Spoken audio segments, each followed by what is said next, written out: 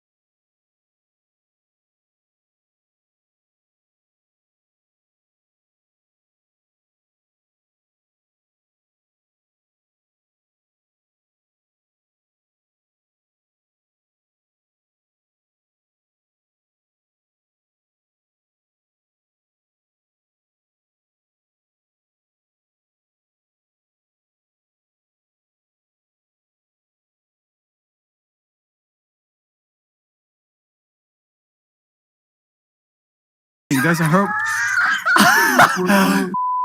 RuneScape is about making your own story. You choose what you want to do, you set your own goals, and you decide how you want to play. Bossing isn't all sunshine and roses though.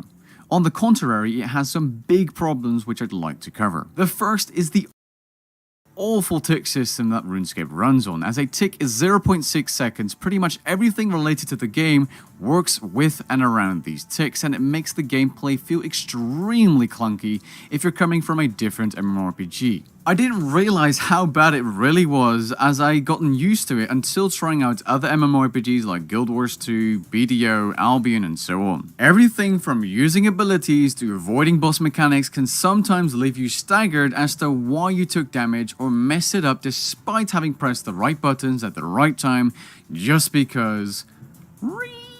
When I tried to help introduce a credible MMORPG review by the name of the Lazy Peon to RuneScape PVM, he immediately noticed how dreadful the tick system was within the first few boss kills we did. Apart from the tick system making it feel clunky, RuneScape does have a server issue where highly populated worlds are extremely laggy, and this has been a thing for a few years now despite that the developers said they would be or are looking into it. It's so bad that players at the top end are using different versions of the client to avoid this Imagine spending 2,100 hours working on a project. This account is, as you can see at the top right, this recording to look really scuffed, is Aussie Nam died. This is a hardcore I've been working on for literally since just before RuneFest October. For 12 hours a day, you're sitting at your computer, chipping away at a passion project that you've poured your heart and soul into. 2 in a day. Let's get the defender out of the way. No way! No! We got the save! And then, just like that, 87 days, almost 3 months of non-stop work, gone in an instant. Wait, what? What did I do? That's exactly what happened to Bodhi, one of the most popular RuneScape content creators around. Oh my god! It's actually my one! I body dropped the hammer on the ground! It's my Dragon Ball hammer, baby! Yeah! Why did I have the tongue suck? That's why you eat cauliflower that way, bro, because you get a basilisk jaw. And there we go, ladies and gentlemen. That is it. I'm not even going to kill the minions. We're going to pick up our coins. And we're going to get out of here. We're done. Rank 1 Grado, 1,337 kill count. Oh, that's so good, bro! The sanguine nasty stuff, dude! That is amazing. That is very, very, very good. When it comes to RuneScape, Bodhi is an OG content creator known for being a bit of a lovable asshole and for having a hilariously twisted relationship with his community. Ladies and gentlemen, the streamer, including the tax refund, the friggin' student loan, received £32,000 from the HMRC today, my boys. So, students cancelled. Fuck you all. Don't need any of you. I'm going casino, boys. I will see you all later. Have a good run. Peace out, morons. You all suck. And if you didn't know, RuneScape's an almost 20-year-old point-and-click RPG where you level up your character, complete quests, and, you know, kill shit. Joy! Judge him!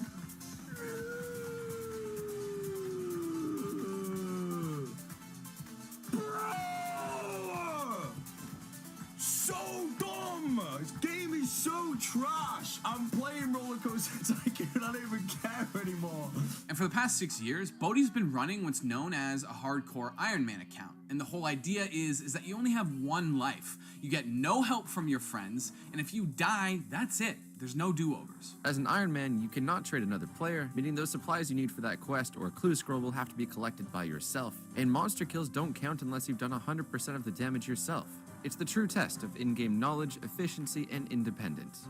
Well, Hardcore Iron Man is all that and more. Stepping it up a notch, it means you have one life and one life alone to accomplish all of your goals. To be clear, if you die, it's not like developer Jagex deletes your account or some shit, but it does mean that your hardcore status goes out the window and you can no longer contribute to hardcore leaderboards. And for guys like Bodhi and other content creators, that status means everything.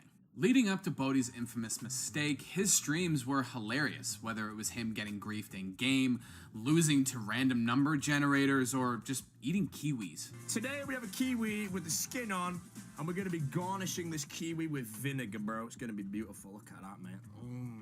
Yeah. Oh, yeah. That was good. That was the best kiwi I've ever bitten in my life. I'm really happy about it. I'm happy that I did, you know. It was sorry, I swallowed. No, I just swallowed kiwi at the back of my nose. Oh. And over the decade that he's spent streaming RuneScape, he's developed, let's call it a unique relationship with his chat. As in, he bans people left, right, and center. You win, question mark, T-Brawler, shut up, you're not playing. 10 days in the cage. I'll win the game in my own time. You got 10 days and I won the game anyway. Banned for the truth right there, guys. It's gotten to the point now where it's this weird badge of honor to get banned by Bodhi, and you never know what's gonna set him off. It could be a small miscalculation. How are you gonna say you're trying to kill 100 Bandos kills but then be fried after like kill 37? So Corona Cake, you're now permanently banned. Yeah, you've mentioned that I did 37 Grotto kills today. Chat, how many kills did I do today? It was 36.8. Be banned. Or by simply piping up. Go myself a Pog and Sancho. Why is he a streamer? I don't know. Why? I don't know who he is. I'm arrogant. He's a league streamer. Grand. Nice ego, mate. Oh, you're banned. 7 hours. Go away. That, honestly, on a different day, that would have been a permanent ban without any question. You all know that would have been a permanent ban. You all know that would have been a permanent ban.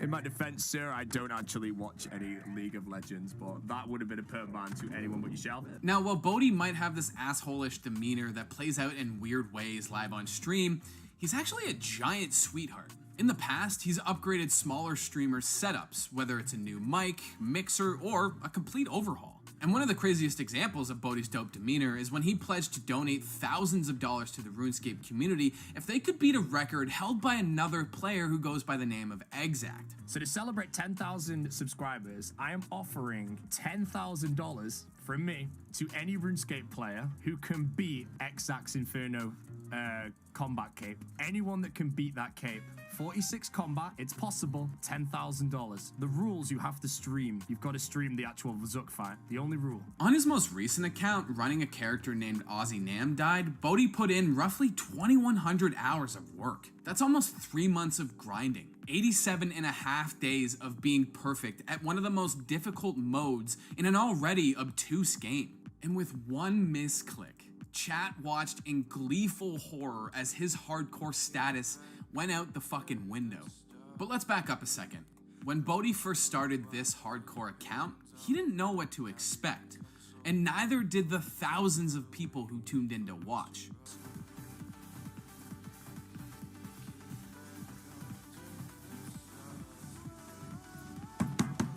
That's why you eat cauliflower that way, bro, because you get a basilisk jaw. You know, done. Done. Another grind completed in 12 seconds. This counts great, bro.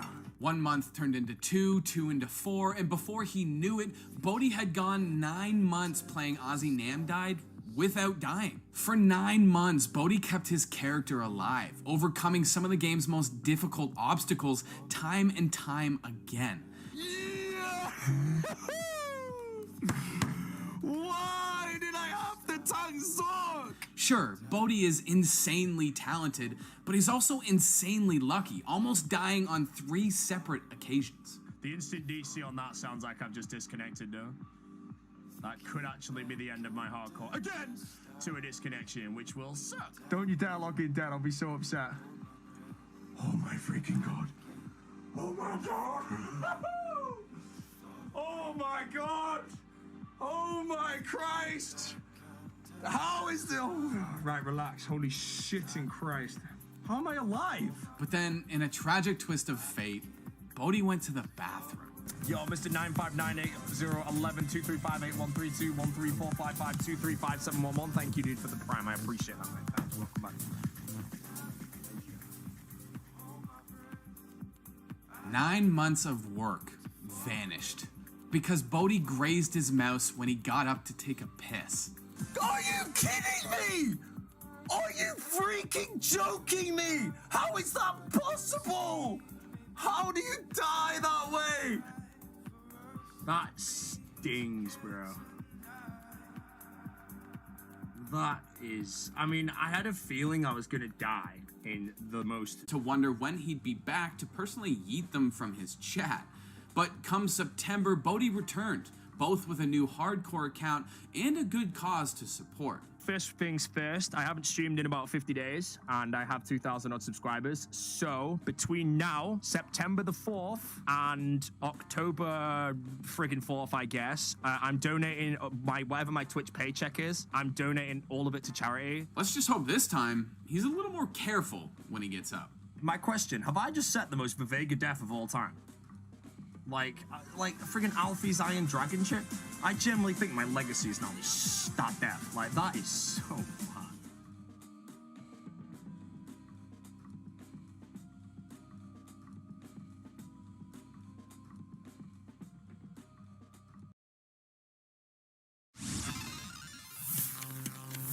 Imagine losing months of sleep and slowly losing your mind because you can't stop gambling fake gold, chasing a digital payday that's never going to happen. You said you would leave if you lost, so leave. Stop challenging him. Inshallah, you lose, dude. Oh, no! Don't say that! No! Why would you say that? Every single day, that debt piles up. It follows you around, sitting like a weight on your shoulders.